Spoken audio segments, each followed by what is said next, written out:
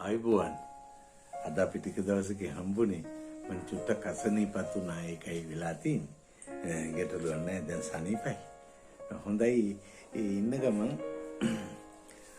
ඔබ සියලු දෙනාටම සුවදායක කාලයක් උදා වේවා වෛරස් රෝග ඇතුළු කිසිදු රෝග දෝෂයකට උපද්‍රවයකට ඔබ භාජනය නොවේවා කියලා ප්‍රාර්ථනා කරමින් තමයි අපේ මේ වැඩසටහන අහන්න වටින කතා ඉදිරිපත් කරන්නේ. මට වෙනකම කියන්න තියෙන පොඩි දෙයක් මේ අහන්න වටින කතා වගේම මගේ ඊටාම මේ හිතවත් පියතුමෙක් ඉන්නවා. උන්වහන්සේ ගැන මම මේ දෙවෙනි වතාවට කියන්නේ හැබැයි උන්වහන්සේ කැඩපත යනුවෙන් YouTube නාලිකාව තියෙන පොඩි විනාඩි 2-3 කතා ඉදිරිපත් කරනවා. හරිම සාරගර්භයි. මේ හොඳ දෙයක් බලන්න කැමති අය කරුණාකරලා ඒකත් බලන්න. ෆාදර් පීටර් පොතේජුගේ මේ කැඩපත කියන YouTube නාලිකාවේ කොටස් නරඹන්න. නරඹනට වඩා කියන දේවල් ඔලුවට ගන්න.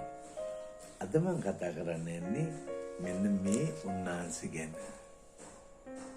ඔබට පේනවා ඇති හොඳින්. හරි. මේ කවුද?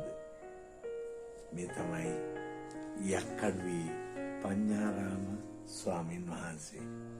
ඊටාම විශිෂ්ට සේවයක් කළ ස්වාමීන් වහන්සේ නම. උන්වහන්සේ ගැන ඊට එහා කියමු. මේ පොත මුද්‍රණය වන්නේ මෙන්න මේ පොත පුළුවන් නම් ඔබට දැක්කොත් හොයාගෙන කියවන්න. දැන් ටිකක් මුද්‍රණය නැති එකක් යක්කඩුවේ පඤ්ඤාරාම යක්කඩුවේ ශ්‍රී පඤ්ඤාරාම උපහාර අංකය විමර්ශා කියලා මේ සිරි ගුණසිංහ උස්තින් ජයවර්ධන දාගොන්නේ උදේ ධම්මස්වාමීන් වහන්සේ වෙන්න ඕන.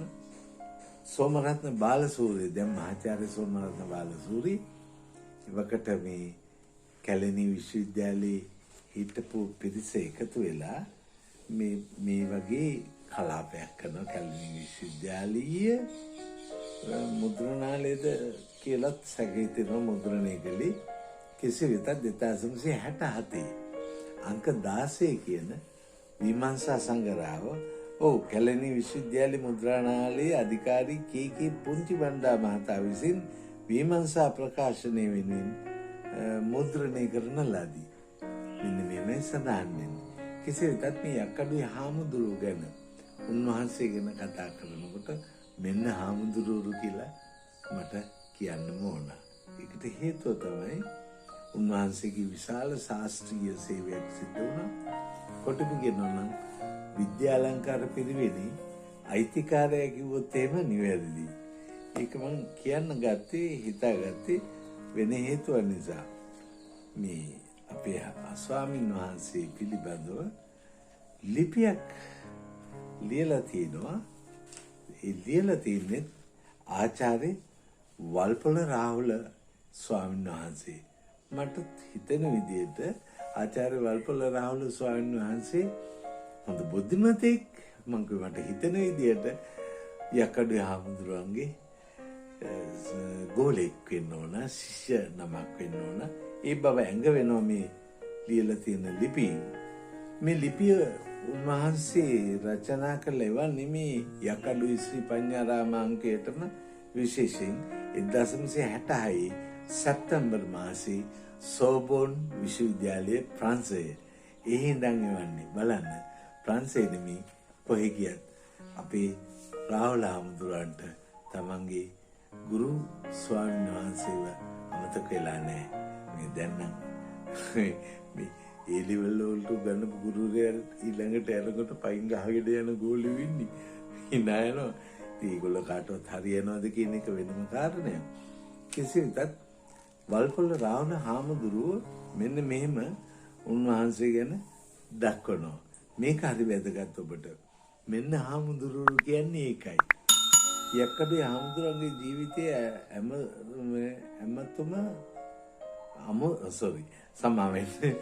යක්කඩුවේ හාමුදුරුවන්ගේ ජීවිතයේ අමුතුම පිළිවෙලේ එකකි. ඒ හාමුදුරුවන්ටම ආවෙනයක වූ ජීවිතයකි. ඒ අන්‍යයන් විසින් අනුගමනය කළ හැකි හෝ කළ යුතු පිළිවෙලක් නොවේ. උන්වහන්සේ මුළු රාත්‍රියම වාගේ වැඩ කරති. අලුයම කාලේ නින්දට ගොස් දවල් දාණයට කල් ඇතිව අවදි වෙති. දවල් දාණයෙන් පසු නැවතත් නොනවත්වාම රෑ 3-4 වනතුරු ඉගෙනීමේ කටයුතු වල නිරත වී ඉගැන්වීමත් කරති. මේ පාලන සංවිධානයේ ආදී අනේක ප්‍රකාර වැඩවල යෙදෙති. කෙසේ රැවුල බාන්නේද නොබාම බැරි තැන දික්ුණාම එසේ කරති. බාහිර පෙනුම ගැන කිසි හැඟීමක් නැති සැලකිල්ලක් නැත.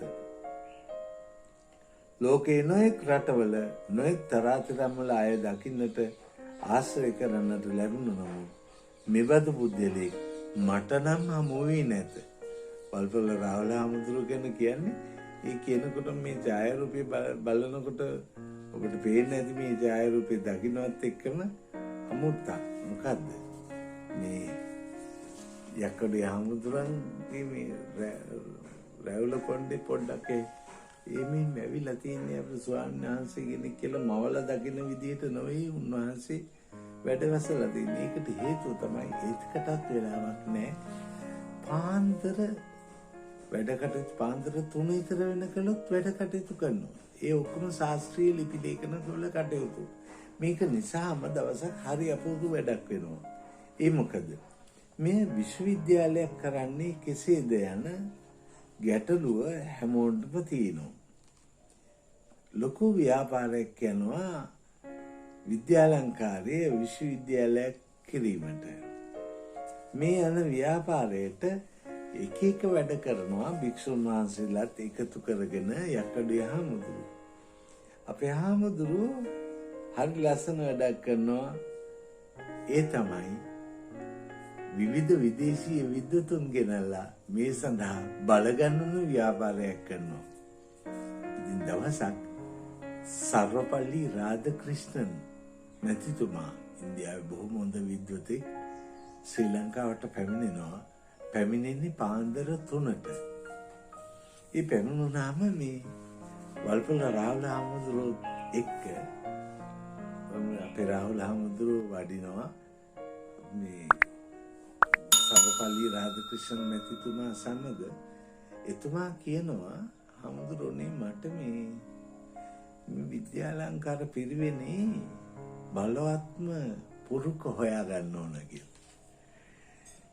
ඒකට මේක විශ්වවිද්‍යාලයක් කරන්න උත්සාහ කරන මහා සංඝ නායකයා මට හොයා ගන්න ඕන කියලා. දකින්න ඕන ආසයි කියලා. හෙට උදේ මට ඒක කළා දෙනවද කියලා කිව්වා. මට මේ මගේ ගුරු ශෙල්නුන් පායගල මහත්තයා කියලා දුන්නු කොටසක් මේ පොතේ එක නෑ. වල්පොල රාහුල ස්වාමීන් වහන්සේ කියනවා ඉතින් දැන් යන්න. මේ දැන් මේ පාන්දර 3යිනේ. ඔව් වෙන්න. උන්වහන්සේ දැනුත් ඇහැරිලා ඒ මොනවද කරනවද? උන්වහන්සේ පොත්පත්වල වැඩ කටයුතු කරනවා. ශාස්ත්‍රීය ලිපි ලේඛන ලියනවා. ඉතින් යන්න. එතනට යනවා. වල්පොල රාහුල හාමුදුරුවෝ වැඩවසනවා. එවෙලෙත් ලිපි ලේඛන සකස් කරමින්. උන්වහන්සේව දැකලා සර්වපල්ලි රාධක්‍රිෂ්ණන් මහත්තයා දන නමලා ආචාර කරනවා. ඔන්න අපේ ස්වාමීන් වහන්සේලාට හොඳ ස්වාමීන් වහන්සේලාට තිබුණු භක්තිය වැඳලා කියනවා මෙන්න මෙහෙම. පදනම නොපෙනේ ගේ පෙනේ. කිසිදාක හොඳ ගොඩනැගිල්ලක පදනම පෙනෙන්නේ නැත. නමුත් ඒ මත හදපු ගේ නම් පේන්න තියෙනවා. අනාගතේ වහලිකුත් හැදිලා ඉතා ලස්සනට ගේ පෙනෙයි කියලා කියනවා.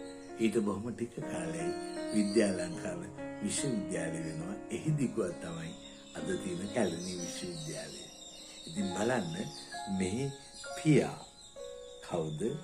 අපේ තවත් මහන්සි වෙච්ච වෙහෙස වෙච්ච බොහෝ දෙනෙක් ඉන්න පුළුවන්. ඒ අතර බැබලෙන නායකයෙක් තමයි අපේ යක්කඩුවේ පඤ්ඤාරාම ස්වාමීන් වහන්සේ.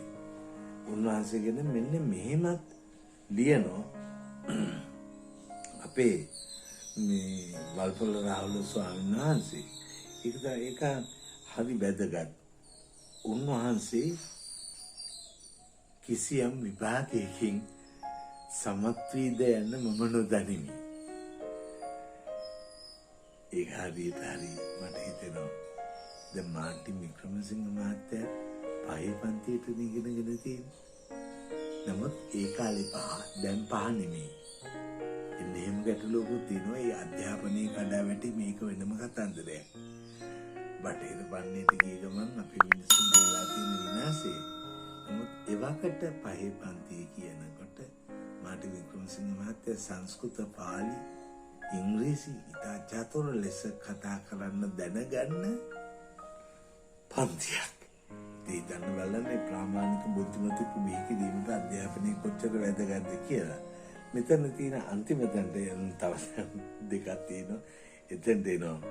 දේශපාලනය ගැන යක්කඩුවේ හාමුදුරුවන්ගේ විශේෂ දැනීමක් හෝ උනන්දුවක් වූයේ නැත.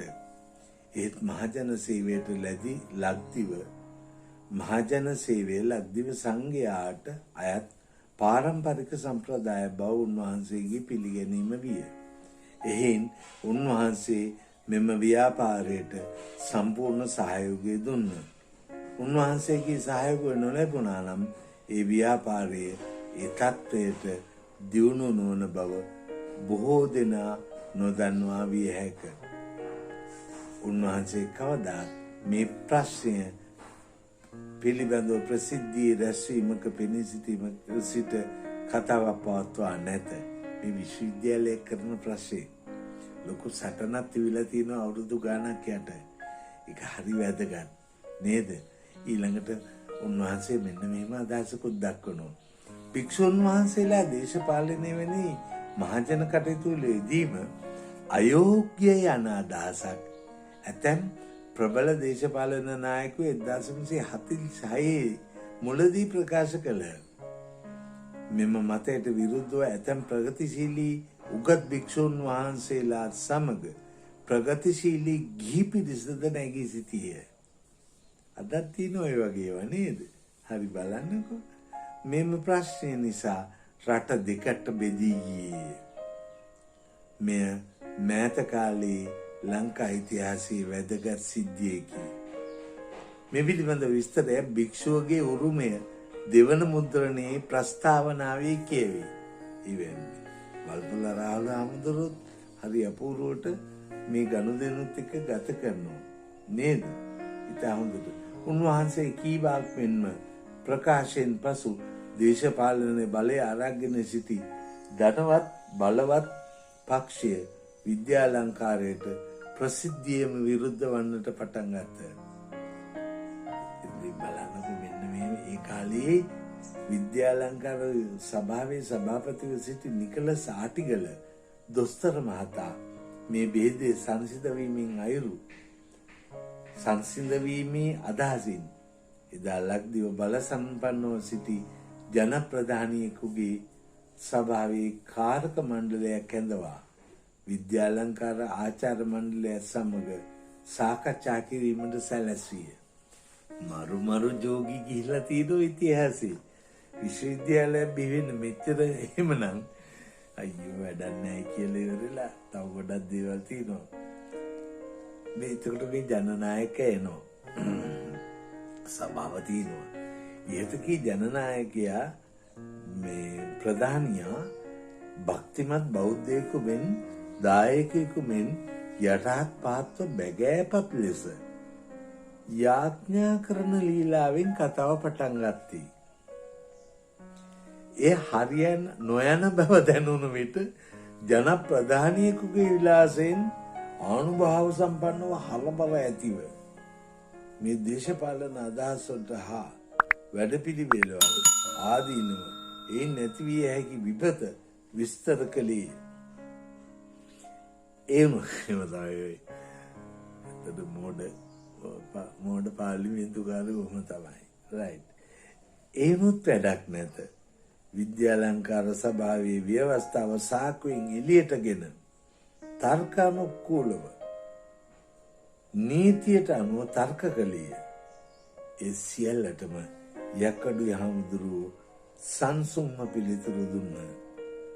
අන්තිමට ඒ මහතා මෙසේ කීය. මේ ව්‍යාපාරේ පටන් අරන් තියෙන්නේ අපේ වර්ගි නැති කරන්නයි. මං කොහොම හරි ඒක රැක ගන්නවා. මට කනගාටු මෙම ව්‍යාපාරයෙන් බුද්ධ ශාසනයේ විද්‍යාලංකාර පිරිවෙනත් නැති වෙන එකයි. මෙන්න මෙහෙම තග දානව නේද? සිකුරටම මේ අනේ මන්ද ඉස්කෝලේ ගිහිල්ලාම නැතුව ඇති ඒ කාලේ නේද? මේ දේශපාලන කාර්යය නැත්තම් හොර ශිෂ්‍යත්වයක් ලබාගෙන කොහෙද යන්නේ නැති. මං දන්න විදිහට එහෙම ගියා. මං දන්නවා මේ කවුද කියලා. යක්කඩුව හාමුදුරුවෝ පුටුවෙන් නැගිට්ටාහ. ශාලාවෙන් පිටතට ගොස් කට පිරී තිබුණු බුලත් කෙල එළියට ගසා ආපසු ඇවිත් සංසුන්ව වාඩි ගත්ත. ඒ තමයි උත්තරේ. මේවා හරි ලස්සනයි. මේ වගේ සියුම් ප්‍රතිචාර දැක්වීම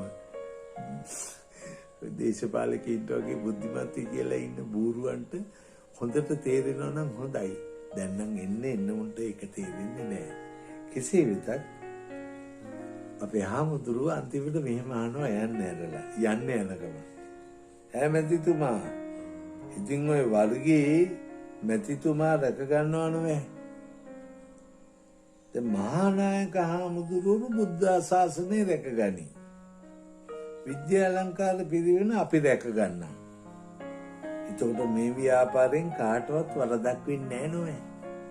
මෙන්න මෙහෙම කියනවා. හරි හොඳ පිටකොන්දක් තිබ්බ ස්වාමීන් වහන්සේ නමක් පැහැදිලිව බුද්ධ ශාසනය රැක ගන්නට මහන්සි වුණු ස්වාමීන් වහන්සේ නමක් මෙන්න මෙහෙම අන්තිමට ඉන්නේ 1950 විද්‍යාලංකාර පිරිවෙනේ 75 වන සංවත්සරයේ උදා විය. ඒවා දෙකෙන් යනවා. දක්ෂ මනසව එකිනෙක දෙනෙක් හිටියාම ඇති.